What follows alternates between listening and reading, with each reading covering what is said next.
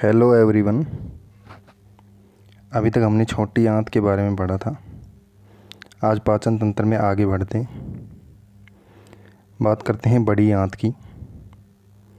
बड़ी आंत जो है छोटी आंत से बचे हुए भोजन से जल व खनिज लवणों का अवशोषण करती है। बड़ी आंत को 3 भागों में बांटा गया है। सबसे पहला भाग है अधांत्र, या जिसे अंधनाल भी कहा जाता है, इंग्लिश में सीकम कहते हैं। यह छोटी आंत से प्राप्त भोजन का अवशोषण कर शेष बचे हुए पदार्थ को कोलोन यानी कि बृहदांत्र में भेज देता है।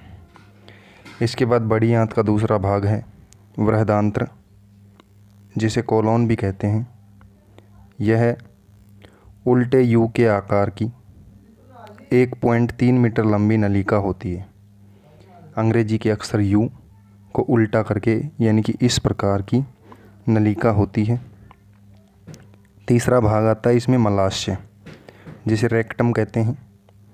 यह आहार नाल का अंतिम भाग होता है, यानी कि यहाँ पर आकर आहार नाल जो है समाप्त हो जाती है। यह 20 सेंटीमीटर लंबा होता है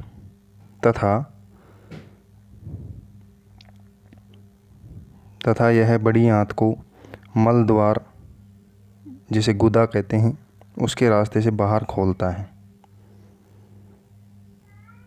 आगे देखते हैं। अब कुछ ग्रंथियां होती हैं जो पाचन क्रिया में सहायक होती हैं, जिन्हें पाचन ग्रंथियां कहते हैं। 3 पाचन ग्रंथियां हमारे शरीर में उपस्थित होती हैं। सबसे पहली होती है लार ग्रंथि। यह ग्रंथि मुंह में लार का स्त्रावण करके भोजन को चिपचिपा व गीला बनाती है, यानी कि उसको मिक्स करने का कार्य करती है। लार का मुख्य कार्य होता है भोजन में उपस्थित स्टार्च का पाचन करना, भोजन को चिकना घुलनशील बनाना तथा दांतों, मुख व जीभ की सफाई करना। लार ग्रंथि भी 3 प्रकार की होती है। सबसे पहली ग्रंथि है जो सीरमी तरल स्रावित करने वाली तथा गालों में पाई जाने वाली ग्रंथि है, जिसे कर्णपूरक ग्रंथि कहा जाता है।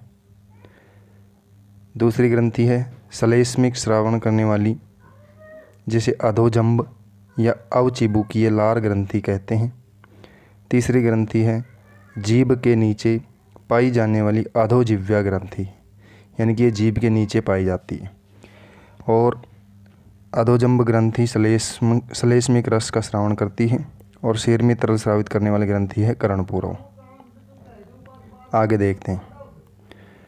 नंबर 2 पर है अग्नाशय ग्रंथि। यह एक मिश्रित ग्रंथि है। यह इंसुलिन, ग्लूकेगोन व अग्नाशय रस का स्रावण करती है, यानी कि यह 3 प्रकार के हार्मोन इंसुलिन, ग्लूकेगोन और अग्नाशय रस, इन तीनों हार्मोनों का स्रावण करती है।